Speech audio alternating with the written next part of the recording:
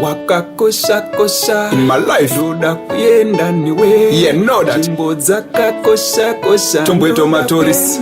niwe, mudiwa Inini newe. ndoda kuyenda niwe, Yeah. Kutengo kumira maraini. ndoda kuyenda niwe, Jimbo dzakakosha kosha ndokuradza tiwe, mapopo ma epic falls ndoda kuyenda niwe, Zimbabwe iwe ndoda kuyenda nawe, kumakomo ekunyanga iwe Ndichakutenderedza yese Zimbabwe, kutanga neCapital City Harare. Nzvimbo dzanofarira ndo dzatichanotambira, ndinoda kuti iwewe uzoti takakufarira. Hande nayo Bulawayo Road ikoko, toda kutopfuura nemugweru imomo, tasvika ikoko toita zveikoko, sondela standwa zambe. ndoda kuyenda nawe, Jimbo dzakakosha kosha ndokuradza tiwe, mapopo ma epic falls ndoda kuyenda nawe, Zimbabwe iwe ndoda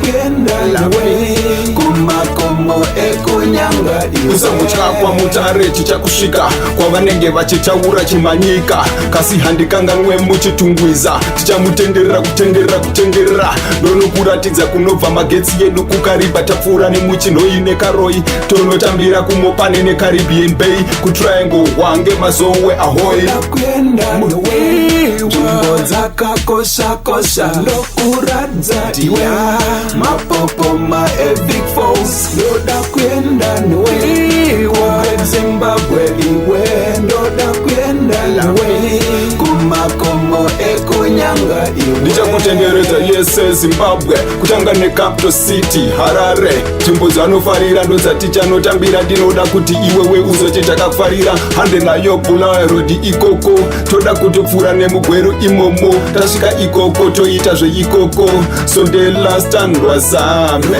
kuyenda nawe, Jimbo dzakakosha kosha ndokuradza tiwe, mapopo ma epic falls ndoda kuyenda nawe, Zimbabwe iwe ndoda kuyenda nawe, kumakomo ekunyanga ndoda kuyenda nawe, Jimbo dzakakosha kosha ndokuradza tiwe, mapopo ma epic falls ndoda kuyenda nawe, Zimbabwe iwe ndoda kuyenda nawe, kumakomo ekunyanga iwe